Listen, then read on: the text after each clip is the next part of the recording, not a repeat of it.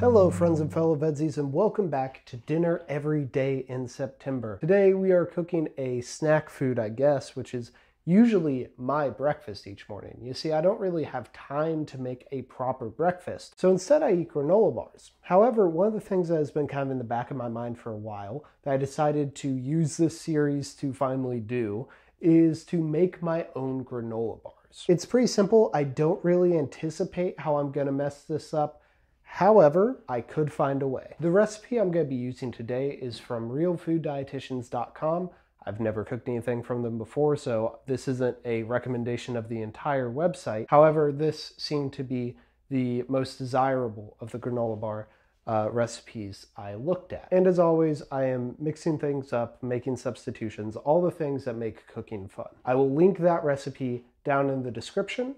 Now, here's what I'm using today. 3 cups of oats, 1/3 cup of honey. This is from a local beekeeper here in Nashville. 3/4 cup of peanut butter, 2 whole eggs, and 1/2 cup of usually chocolate chips, but I'm at my parents' house right now and they are out of them. However, they had a ton of these baking M&Ms, so that's what I'm going to use instead. And the actual cooking part of this recipe is really simple. You just mix everything up and that's about it. Let's do the peanut butter next, which I'm excited about because I get to use this thing. This is a Pampered Chef gadget that I grew up cooking with, but I've never actually bought one for myself. And it's a measuring kind of tube with the measurements on the side. This is really good for things that are kind of in between a solid and a liquid state. Perfect for peanut butter, but you could also use it if you're using like sour cream or something like that. A little bit more convenient than a measuring cup. You can fill it up all the way, kind of pack it down. You don't have to keep using it. I hope I have enough peanut butter. So like I mentioned, I am house sitting for my parents and they told me, you know, use whatever food you want. Go crazy. I didn't mention that I was going to be doing a cooking video. And when they said you can use any food you want, I'm not sure they meant you can use our entire jar of peanut butter for your granola bars. But you know what? I will buy them a new jar. And I actually ended up needing a second jar of peanut butter. So, and I forgot to mention this but at the beginning, but while you are bankrupting your parents of peanut butter, you should go ahead and you should preheat your oven to 350. One more scoop of peanut butter, and this is the fun part. Now we can get the honey. This should be a much simpler process than the peanut butter. We'll need 1/3 cup of this.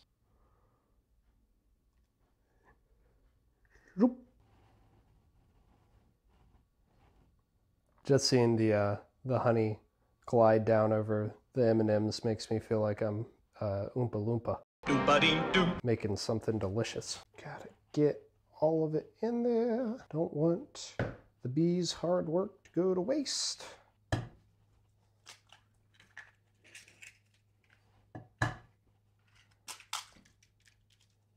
Also, I bought myself an apron literally for these videos. I mean, I needed an apron anyway, and it's very convenient to have one, but much like how I could have made granola bars at any point in my life, I had to use these videos as an excuse. Okay, not gonna lie, the peanut butter is actually kind of making this hard to evenly mix. Might have to get my hands dirty on this one. All right, that I think is as mixed as I'm gonna get it for the moment. So we're gonna take a glass dish and we are gonna actually use some butcher's paper or parchment paper.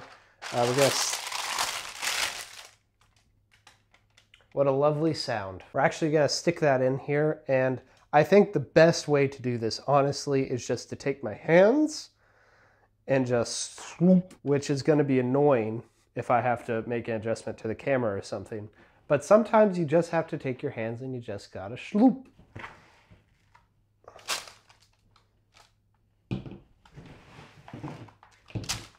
Now, there is no way in God's green earth that I am not going to wash my hands after this. But, you know, also, friendly kitchen reminder, you're cooking with raw eggs and you touch the raw eggs, you should always wash your hands. See some of these people on TikTok with their raw eggs, and, you know, I assume they wash between cuts, but then they're in the same cut they're touching other things, and it's stressful. Now you want to make sure it's pressed down well, and or at least for me, I'm trying to make it so it's even. I don't like it. I'm gonna cut, wash my hands, put this in the oven, and I'm gonna let it cook for about 12 minutes, and then I'll check it again. If it's ready, I'll pull it out and we'll continue the video. If not, I'll wait a little bit longer and let you know when we continue the video. This is how cooking things work. Here's your reminder that I am not a professional cook. All right, so it actually took longer to cook. It probably took around 18 minutes. And I forgot to also mention that you need to let it cool. I was being impatient and I had other things to cook, so I just tossed it in the fridge for a little bit. But let's dig into this. With the brightly colored M&Ms, it does just kind of look like a candy bar. So I'm looking down on it there. This spot is really nicely gooey and baked. Over here, though, we do get some more dry oats. I don't really see that on top, but I wonder if I flip this over.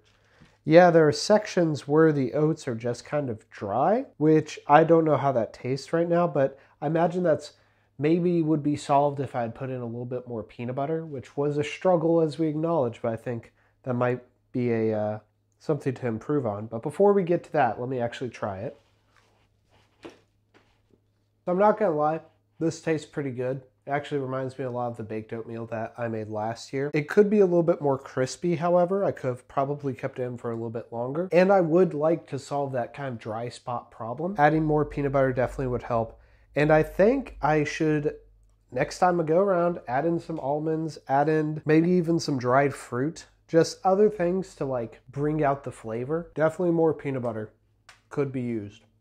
I think I'd be a big fan of that. You know, while I'm eating this, I'm thinking if you want to be sweeter, you could put in a little bit of brown sugar. I was trying to minimalize the sugar in this. I feel like maybe adding in brown sugar wouldn't be what I would want. But overall, I'd say this is a moderate success, a okay first attempt. And I actually do think I'm going to try doing this instead of buying granola bars, because all in all, it's a much cheaper option and it does not take that long. And I think after I try it a couple more times, I'll be able to make some pretty good granola bars. So thank you for joining me for dinner every day in September. I am so happy to be back and making these videos.